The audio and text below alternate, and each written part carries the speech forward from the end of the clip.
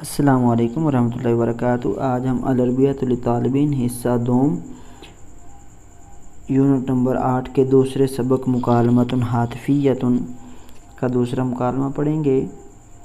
یہ مکالمہ خالد اور طارق کے درمیان ہے، اور اب یہ خالد کال کرتا ہے اور آگے سے یہ اب کلام کا آغاز کرتا ہے۔ خالد کہتا ہے اہلاً، مرحبا، حل استطیع التحدث مع طارق، کیا میں طاقت رکھتا ہوں التحدث گفتگو کرنے کی مع طارق طارق سے، یعنی کیا میں طارق سے گفتگو کر سکتا ہوں، بات کر سکتا ہوں۔ طارق آگے جو کال اٹھاتا ہے وہ کہتا ہے آنا ہوا، میں ہی وہ ہوں، یعنی میں ہی طارق ہوں۔ کیف حالک، آپ کیسے ہیں؟ خالد کہتا ہے کنت احاول الاتصال بک طوال اليوم، کنت میں تھا، احاول کوشش کرتا رہا ہوں، میں کوشش کرتا ہوں الاتصال رابطہ کرنے کی بک آپ کے ساتھ طوال اليوم پورا دن، میں پورا دن آپ سے رابطہ کرنے کی کوشش کرتا رہا ہوں۔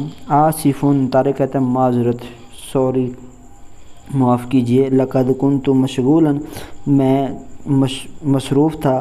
خالد کہتا ہے لا باس، کوئی بات نہیں، کوئی حرج نہیں، کوئی پرابلم نہیں۔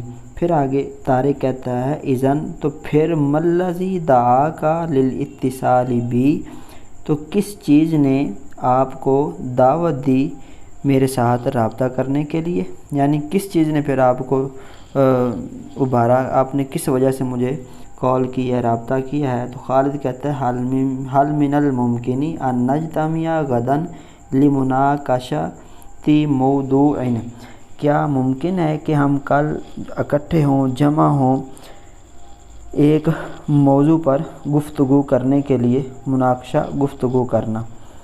طارق کہتا ہے یبدو انہ جمیل، یہ اچھا لگے گا، یہ اچھا رہے گا، یہ ٹھیک رہے گا۔ سوف نتقابل، ہم عن قریب ملیں گے، ملاقات کریں گے۔ خالد کہتا ہے سوف اراک غدا، میں آپ کو کل ملوں گا۔ تو یہ اس کا دوسرا مکالمہ ہے، بالکل آسان سا ہے۔